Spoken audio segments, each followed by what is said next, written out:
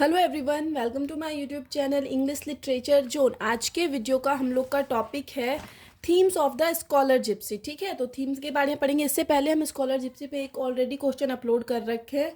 इसमें मेनली हम थीम्स के बारे में डिस्कस किए। तो वीडियो शुरू करते हैं। वीडियो जो है काफ़ी ईजी लैंग्वेज में होगा। वीडियो के थ्रू आपकी हेल्प होती है। वीडियो आपके सिलेबस का है ना, तो प्लीज़ आप लोग वीडियो को लाइक करना, चैनल को सब्सक्राइब करना और कमेंट करके बताना वीडियो आपको कैसा लगा। तो वीडियो शुरू करते हैं। सबसे पहले हम इंट्रोडक्शन मेंशन किए हुए हैं। The scholar Gypsy is one of the most elegiac and philosophical poem. तो स्कॉलर जिप्सी जो है one of the most elegiac it means एक दुखद पोएम है। जितनी भी दुखद पोएम लिखी गई है उनमें से एक दुखद पोएम है। एंड फिलोसफिकल पोएम है और दार्शनिक आध्यात्मिक पोएम है। फिलोसफिकल पोएम है जो कि मेनली नहीं होता। फिलोसफिकल पोएम ऐसी पोएम होती है जो नेचर या ट्रुथ की खोज इन सब पे बेस्ड हो। तो फिलोसफिकल पोएम है written by a great poet and critic Matthew Arnold, जिसको कि लिखा गया है एक महान पोएट और एक महान आलोचक, क्रिटिक यानी आलोचक जो कि दूसरे के वर्क को जज करते हैं, मैथ्यू अर्नोल्ड के द्वारा। थ्रू दिस पोएम, इस पोएम के जरिए Arnold reflects the picture of Victorian as. Arnold क्या दिखाते हैं? Victorian age people, Victorian age के जो लोग हैं ना, उनके लाइफ के पिक्चर को दिखाते हैं, उनके लाइफ को प्रेजेंट करते हैं। ठीक है, कि उस टाइम के लोगों का लाइफ कैसा था। The main themes of this play is, इस प्ले का जो मेन थीम है वो है the boredom bred by modern life. The boredom bred it means जो बोरियत पैदा हुई मॉडर्न लाइफ के द्वारा। Nature as the release from modern life, nature को कैसे मतलब माना गया कि नेचर के थ्रू रिलीज फ्री हुआ जा सकता है मॉडर्न लाइफ से। नेचर एज इंस्पिरेशन, नेचर को एक इंस्पिरेशन के रूप में भी इस पोएम में दिखाया गया है। Modern life versus scholar Gypsy life, scholar gipsy के लाइफ को मॉडर्न लाइफ से कंपेयर भी किया गया है इस पोएम में। वननेस इन एम, ये भी जो है इस पोएम का थीम है। ठीक है, तो इन सब सारे थीम पे ही, इन सारे विषय पे ही मेनली जो ये पोएम है बेस्ट है। The poem has written in 1853, poem को 1853 में लिखा गया। And the source of inspiration for the poem is, और इस पोएम को जो लिखने का इंस्पिरेशन मिला, the book vanity of dogmatizing. ठीक है, कौन सा बुक था? द वेनिटी ऑफ डॉगमेटाइजिंग जो बुक था, उसी से पोएट इंस्पायर हुए और इंस्पायर होके ये पोएम लिखे, जो कि था बाय जोसेफ ग्लैनविल की बुक द वेनिटी ऑफ डॉगमेटाइजिंग। उसी के से इंस्पायर होके मैथ्यू अर्नोल्ड क्या लिखे? द स्कॉलर जिप्सी लिखे। कब लिखे? 1853 में लिखे। तो ये सब याद रखिएगा, ऑब्जेक्टिव पॉइंट ऑफ व्यू से इंपॉर्टेंट हो जाता है। अबाउट द पोएट, अब पोएट के बारे में लिख रखे हैं Matthew Arnold. The poet of the scholar Gypsy is one of the most famous poet of Victorian age. Victorian age के one of the most famous poet थे। He holds an important place as a poet उनको एक importance जगह दिया गया है of nature, मतलब nature के, प्रकृति के एक इम्पॉर्टेंट पोएट के रूप में उनकी एक अलग जगह वो होल्ड किए हुए हैं, उनको एक अलग जगह मिला हुआ है एमंग इंग्लिश नेचुरल पोएट्स। ठीक है, इंग्लिश के जितने भी नेचुरल पोएट हैं ना, तो उनमें एक अलग जगह मिला हुआ है मैथ्यू अर्नोल्ड को। He has been characterized as a sage writer, एक सेज राइटर के रूप में भी इनको करेक्टराइज किया जाता है, माना जाता है। अब सेज राइटर क्या होता है आगे हम बताए हुए हैं। ए टाइप ऑफ राइटर, एक ऐसा राइटर, लेखक who chastises and instructs the reader on contemporary issue, जो कि रीडर इट मीन्स पाठक, जो हम लोग पढ़ रहे हैं, रीड कर रहे हैं, जो कंटेम्प्रेरी इशू के बारे में बताता है। कंटेम्प्रेरी इशू इट मीन्स समकालीन मुद्दे, समकालीन इट मीन्स जो उस समय की सोसाइटी में जो मुद्दा चल रहा था ना, जो टॉपिक चल रहा था, उसके बारे में रीडर्स को बताना। ठीक है, ड्यूरिंग हिज लिटरेरी करियर, अपने साहित्यिक करियर के दौरान, ही रोड क्रिटिसिज्म, वह क्रिटिसिज्म भी लिखे, आलोचना किए, दूसरे के वर्क को जज किए, एंड पोइट्री भी लिखे, और पोइट्री भी लिखे, कविता भी लिखे। एज ए क्रिटिक, एक क्रिटिक आलोचक के रूप में, हिज फेमस वर्क्स आर, उनका जो फेमस वर्क है वो है द स्टडी ऑफ पोइट्री, जिस पे कि ऑलरेडी हम वीडियो अपलोड कर रखे हैं। अगर आप TMBU यूनिवर्सिटी के स्टूडेंट हो तो पार्ट 3 में आपको ये पढ़ना भी होगा। And essay in criticism and culture and anarchy, ये सब इनका एज ए क्रिटिक काफ़ी फेमस वर्क है। As a poet he wrote many world famous poem, ढेर सारा वर्ल्ड फेमस पोएम भी लिख रखे हैं, जैसे कि डोवर बीच काफ़ी फेमस पोएम है, ढेर सारी यूनिवर्सिटीज़ के सिलेबस में है ये। The scholar gypsy and Thyrsis are among them, उनमें शामिल है। ठीक है, मतलब उनके फेमस पोएम में शामिल है ये तीनों। टू हिम, उनके लिए poetry is not for affording pleasure, poetry का मीनिंग उनके लिए ये नहीं था कि प्लेजर के लिए लिखा जाए, एंड क्रिएटिंग ब्यूटी, और पोइट्री के थ्रू ब्यूटी क्रिएट किया जाए। It must have a high ideal, poetry को क्या उनके अनुसार होना चाहिए, एक पोइट्री का एक उच्च आदर्श होना चाहिए। अर्नोल्ड सेज, अर्नोल्ड कहते हैं poetry is the criticism of life, poetry जो है, कविताएं जो है लाइफ का क्रिटिसिज्म, आलोचना होती है, लाइफ की आलोचना, जीवन की आलोचना होती है, ठीक है। अब structure and form of the poem की बात करें, द पोएम जो है the scholar Gypsy is one of the longest poem of Arnold, जो मैथ्यू अर्नोल्ड है उनकी one of the longest poem है the scholar gypsy, and it has a total of 250 lines, और इतनी लंबी पोएम है कि इसमें टोटल 250 लाइन है, डिवाइडेड इंटू 25 स्टांजा, जो कि 25 स्टांजा में डिवाइडेड है, एंड इच स्टांजा है 10 लाइन्स, और सारे स्टांजा में कितनी लाइन है, 10 पंक्तियाँ हैं। The first 5 lines of each stanza, और जो पहली 5 पंक्ति है हर स्टांजा की, आर इन आयम्बिक पेंटामीटर, वो आयम्बिक पेंटामीटर में है, and the 6th line is in iambic trimeter, और छठा लाइन जो है वो आयम्बिक ट्राईमीटर में है। First 6 lines rhyme scheme is, और पहला जो 6 लाइन है उसका राइम स्कीम है ABC BCA, फॉर्म ए सेस्टेट, और ये मतलब वो एक सेस्टेट बनाते हैं, क्योंकि 6 लाइन का पहला एक बताया ना कि 10 लाइन का स्टांजा जिसमें शुरू का 6 लाइन है, तो वो इस तरह से एक सेस्टेट बनाते हैं जिसका कि राइम स्कीम ABC BC है, विच इज़ फॉलोड बाय ए क्वार्टरेन, जिसके बाद फिर एक क्वार्टरेन आता है, क्वार्टरेन इट मीन्स 4 लाइन का एक पंक्ति आता है, और फिर आयम्बिक पेंटामीटर, जो कि आयम्बिक पेंटामीटर में होता है, राइमिंग जिसका कि राइम स्कीम है DEED, ठीक है। अब इसी चीज़ को हम लोग समझते हैं बुक के थ्रू, बुक में पोएम है जैसे यहाँ पे हम मार्क कर रखे हैं, ठीक है, तो हम कोई और ही निकाल के समझाते हैं, ठीक है। जैसे यहाँ पे आप देख रहे हैं ना, तो कितनी लाइन है ये, जैसे टोटल हम बताएं कि 25 सेक्शन में पार्ट में डिवाइड, स्टांजा में डिवाइड है, तो हर स्टांजा में 10 लाइन है, तो इसमें भी लगभग 10 लाइन है, तो 1 2 3 4 5 लाइन है जो आयम्बिक पेंटामीटर में लिखी गई है, ये सारी लाइन बड़ी बड़ी है, और छठा लाइन जो है वो आयम्बिक ट्राईमीटर में लिखी गई है, जो कि छोटी है, ठीक है। इसका राइम स्कीम हम बताएं। अब राइम स्कीम कैसे देखते हैं, ये आखिरी का वर्ड देखेंगे, हेयर, फ्लेम्स, ग्रास, तो तीनों वर्ड अलग अलग है, एक दूसरे से कहीं मिल ही नहीं रही है, तो हेयर का A कर दिए, हेयर का, फ्लेम्स का B कर दिए, ग्रास का C कर दिए। थेम्स, फ्लेम्स और थेम्स मिलता हुआ राइमिंग वर्ड है ना, तो इस फ्लेम्स और थेम्स को B कर दिए। पास, ग्रास और पास यहाँ मिल रहा है, और फिर नियर, हेयर नियर एक जैसा वर्ड है, तो ए, तो हो गया ना फर्स्ट 6 लाइन का राइम स्कीम ABC, और आखिर का 4 लाइन बचा जो कि फिर से आयम्बिक ट्राईमीटर में है, तो इसका होगा DEED, जो कि हम लिख रखे हैं। तो अगर N का मान लिए D और N से ये अलग है स्पेयर, तो E माने स्पेयर, एयर राइम वर्ड है, राइमिंग वर्ड है, तो इसको भी E किया गया, और ये ग्रोन और गॉन एक जैसा वर्ड है, तो ये DEED इस तरह से हो गया। तो और जो आयम्बिक पेंटामीटर है ना, वो आपको हम इसके इन दी लाइन जब समझाएंगे तो वो अच्छे से क्लियर हो जाएगा। उसमें क्या किया जाता है ना, लाइन को 10 छोटे छोटे पार्ट में डिवाइड किया जाता है, और उस 2 पार्ट मिला के एक आयम बनता है, तो इसलिए इस वजह से वो 5 पार्ट में डिवाइड हो जाता है, तो उसको आयम्बिक पेंटामीटर कहा जाता है, ठीक है। वो इसके इन दी लाइन में मिलनी पड़ेंगे। तो यहाँ पे ये क्लियर हो गया, पोएम का हम लोग स्ट्रक्चर समझ लिए, मेनली सारा पोएम इसी तरीके से लिखा गया है। अब थीम्स की बात करते हैं, विषय की बात करते हैं, मेनली जो हम लोग का टॉपिक है, the boredom and bread by modern life. तो बॉर्डम ऑफ ब्रेड, कैसे बोरियत दिखाई गई है मॉडर्न लाइफ की, उसको डिस्क्राइब किए हैं। One of the themes of the scholar Gypsy bye Matthew Arnold is, Matthew Arnold का जो एक थीम है वो है ऑनवी, ऑनवी इट मीन्स हो जाता है थकान दिखाया गया है, उबाऊपन दिखाया गया है, and boredom bred by modern life, और मॉडर्न लाइफ के द्वारा जो बोरियत पैदा हुई वो दिखाया गया। The narrator of the poem, इस पोएम के जो नरेटर हैं, वक्ता हैं जो इस पोएम को सुना रहे हैं, क्लियरली फाइंड्स, वो क्लियरली पाते हैं, every day modern life lacking in excitement, की एवरी डे जो मॉडर्न लोगों का जो लाइफ होता है ना, उसमें हर दिन एक्साइटमेंट की कमी होती जा रही है, उत्साह की कमी होती जा रही है, एंड इंस्पिरेशन, और इंस्पिरेशन की भी कमी होती जा रही है। He describe every day life in the following way, वो डिस्क्राइब करते हैं एवरी डे लाइफ को इस तरह से।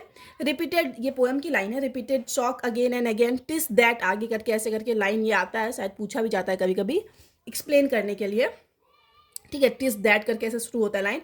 Repeated shock again and again exhaust the energy of strongest soul. तो इसका क्या मीनिंग हो जाता है ना, कि जो इंसान नॉर्मल इंसान होता है ना, मतलब सामान्य व्यक्ति होता है, उसके जीवन में ढेर सारा प्रॉब्लम आता है, शौक आता है, अगेन एंड अगेन आते हैं। हम लोग की प्रॉब्लम में, हम लोग की लाइफ में भी आता है ना प्रॉब्लम ढेर सारा, लेकिन और जो क्या, जिससे क्या होता है ना, उसका स्ट्रॉन्गेस्ट सोल जो होता है उसकी भी शक्ति जो है समाप्त हो जाती है। बार बार प्रॉब्लम, बार बार मतलब सदमे आती है, प्रॉब्लम आता है, तो इस वजह से उसकी जो स्ट्रॉन्गेस्ट सोल की जो एनर्जी है वो भी समाप्त हो जाती है, एक टाइम के बाद ख़त्म हो जाती है।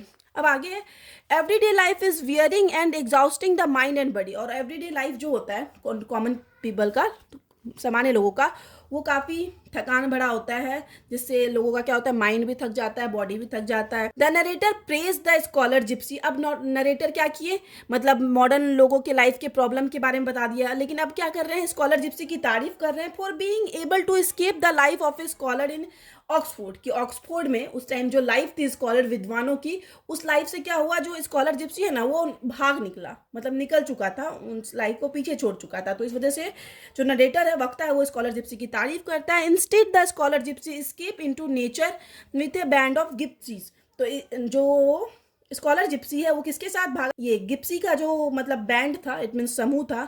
गिप्सी यानी कुछ छोटे, मतलब कुछ ऐसे जाति के लोग, कुछ स्पेसिफिक समुदाय के लोग हो जाते हैं जो घूम घूम के अपना मतलब गुजारा करते हैं, ठीक है, एक जगह से दूसरे जगह जाते हैं।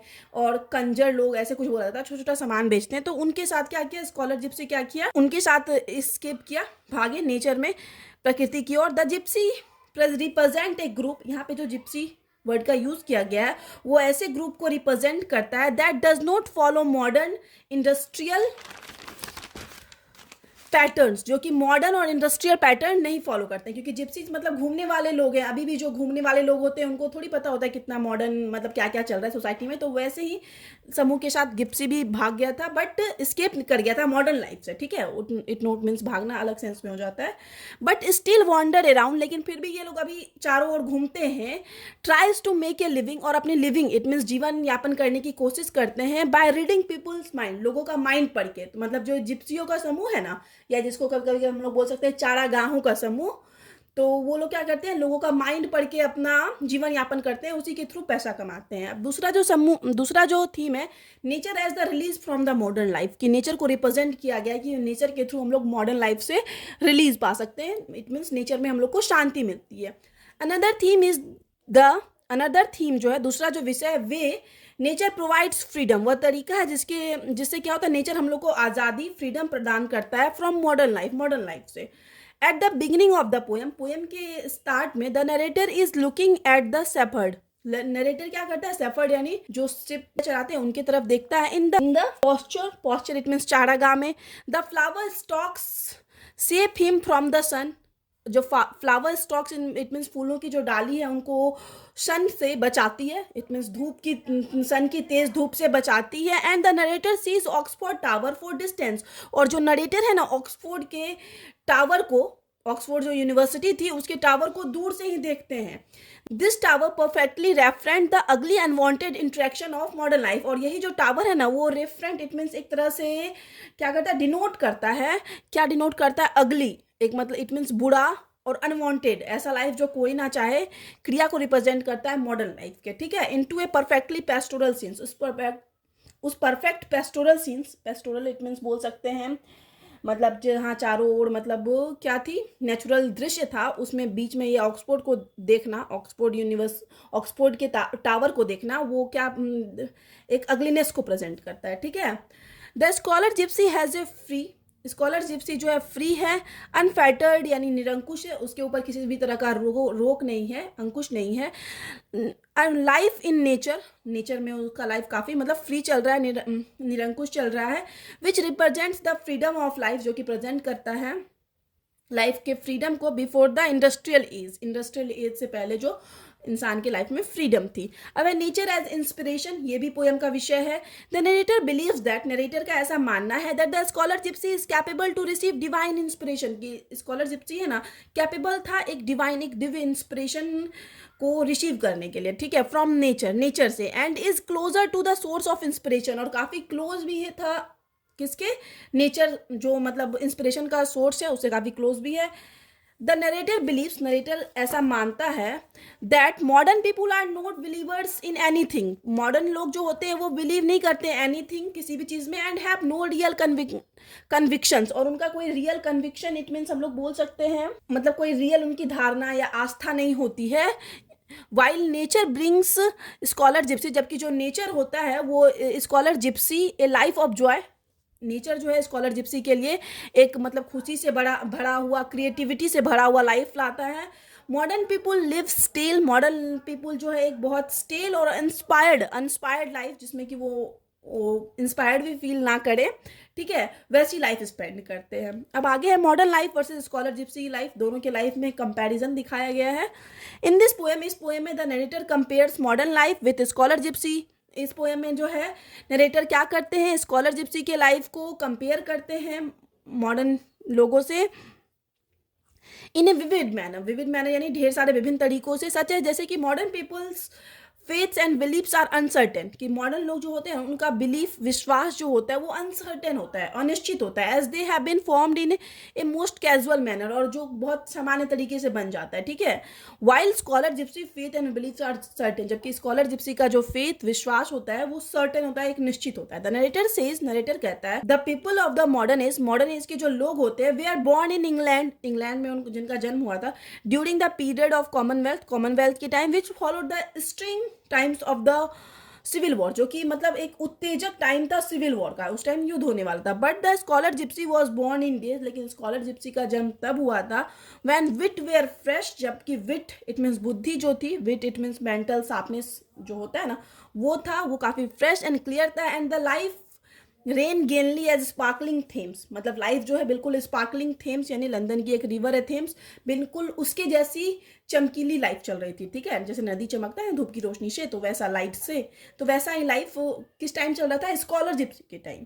अब है वननेस इन एम, एम में वननेस दिखाया गया है इस पोएम में।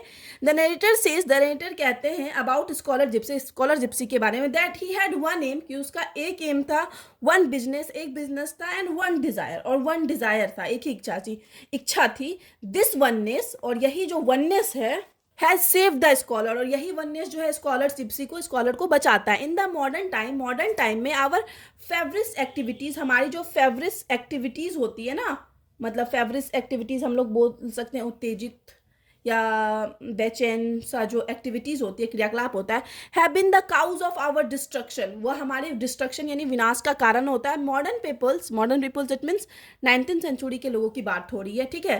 Plans and purpose will perish, वो क्या हो जाते हैं, पेरिश हो जाते हैं, नष्ट हो जाते हैं, because they are too many, क्योंकि उनका ढेर सारा उद्देश्य होता है, ठीक है।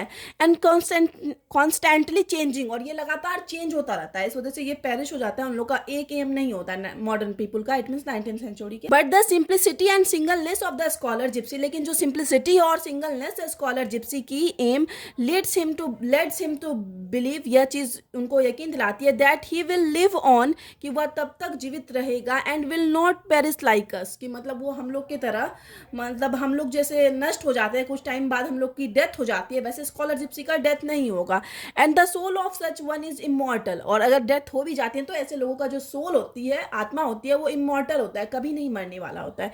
He had the singleness and simplicity of aim, उनका क्या था, उनके पास थी क्या, सिंगलनेस थी, और सिंप्लिसिटी, उनके एम की सिंप्लिसिटी भी थी।